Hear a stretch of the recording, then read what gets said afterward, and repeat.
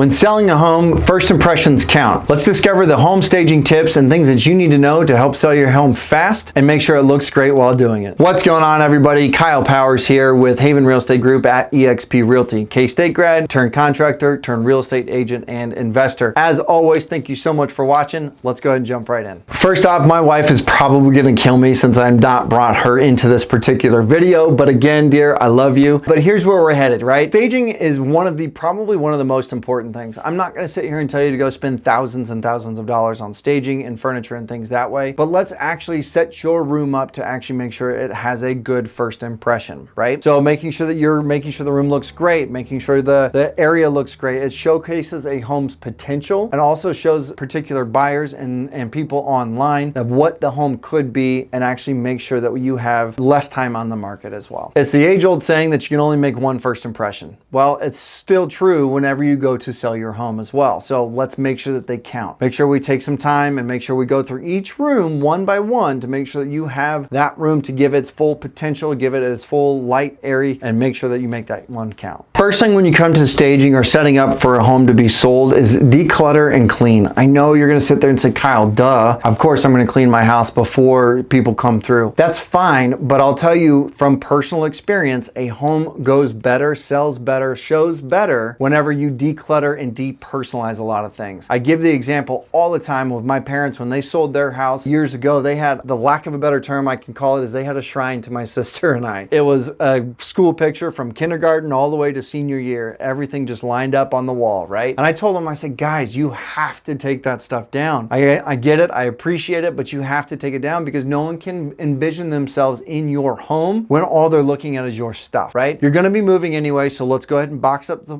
personal items. I'm not saying make the walls bare and make sure that no one knows anything was even existed there. And it is still your home, so you still have to have that stuff of it, right? But make sure that you do declutter. You're moving, let's pack up, let's get it taken care of, let's start that process a little early and make sure we get the house and make sure we put it in the best possible light. Next thing is having it cleaned. I know that you're gonna go through and sweep and mop and clean up the floors and the main parts, but let's go deeper, all right? Let's go clean out the cabinets, let's clean up the drawers, let's clean up the vents, let's dust the baseboards, let's go through and actually have a deep clean before you put the house on the market. Because again, I'm not saying that that's gonna make or break a house or make or break a sale, but it is going to help you whenever you do start showing it and start having the people come through and looking at everything that way, because what they're gonna do is they're gonna look at that and say, oh, these guys really took care of their house. Versus the other one where you've got an inch thick of dirt on your fan blades. I've seen that, by the way.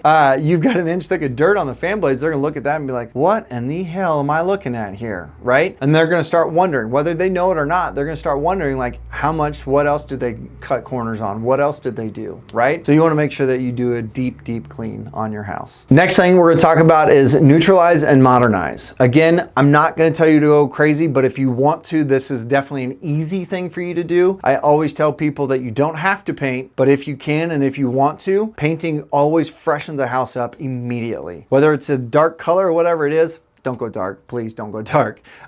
Do a light color, do something that way, make it airy, make it bright, make it very inviting when you come into it, all right? Don't do the bright colored walls and all that kind of stuff. Do some neutral tones and things that way. Earth tones right now is actually really in as a point of recording this video. So doing some new paint and doing some stuff that way, that's gonna freshen a house up almost immediately, and very simple to do. If you're doing it yourself, it's actually usually pretty cheap too. But if you do it yourself, please make sure it's done nicely. The other part is going through and updating the door handles. I know that you're gonna sit here and say, well, Kyle, gold's back in. Well, gold is. The old rusted nasty brass is not. So change out your door handles, change out your hinges, change out the handles, the pulls on your cabinets, things like that. Those are simple fixes that any low-level DIY type person can do. All you got to have is just a handheld screwdriver and you should be good to go on that end of it. It's pretty self-explanatory, but it is a very quick and easy way to update your house and update your look with everything pretty quickly as well. Next thing on our list is going to be creating that ambiance. And I know you're like, oh yeah, that's a pretty fancy word, Kyle, right? Well, there's a lot of truth to this stuff, right? You want to make sure that your lighting's right when you do showings. You want to make sure that you have good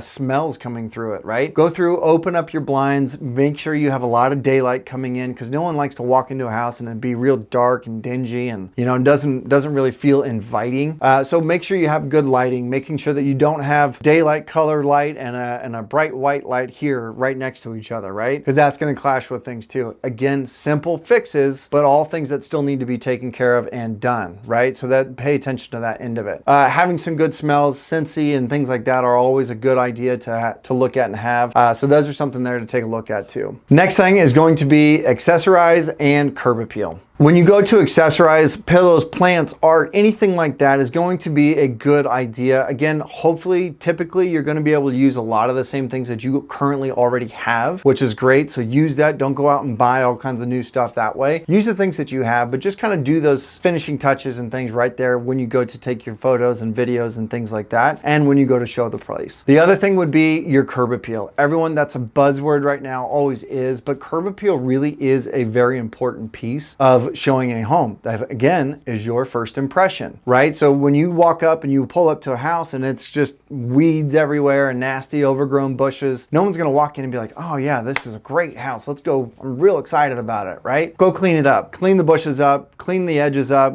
do the weeding of the flower beds, all of that stuff. It definitely does not hurt to go through and do it, but curb appeal is a big piece. Staging is not just decorating, it is strategizing, making sure that you are painting a picture for the potential buyer to come in and actually see themselves in your home, to come in and push through that piece of it and make sure that you have that opportunity in that end of it, right? So going through that part of it is going to be very important, and staging your home and making sure it's set up correctly. Thank you again for watching this video. I really do appreciate it. If you do enjoy this content, go and hit that subscribe button, go and hit that little bell so you get notified of any future content, and give me that like because it does help us grow the channel. As always, if you have any questions about buying, selling, investing, or anything real estate related here in the Manhattan area, I would love to help you out and get you taken care of. My phone number is 785-477-5485. My email is kyle@homesforsalemhk.com. And if you do have any comments or any questions or anything, put in the comments below. I'd love to hear from you guys. And again, thank you so much for watching. I really, truly do appreciate it. And as always, if there's anything I can do, reach out. And if not,